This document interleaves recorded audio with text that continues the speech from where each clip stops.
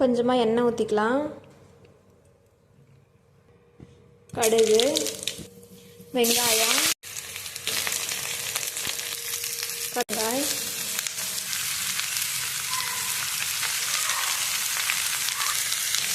காய் சேர்த்து நல்லா கிளறி விடலாம். தேவையான அளவு உப்பு,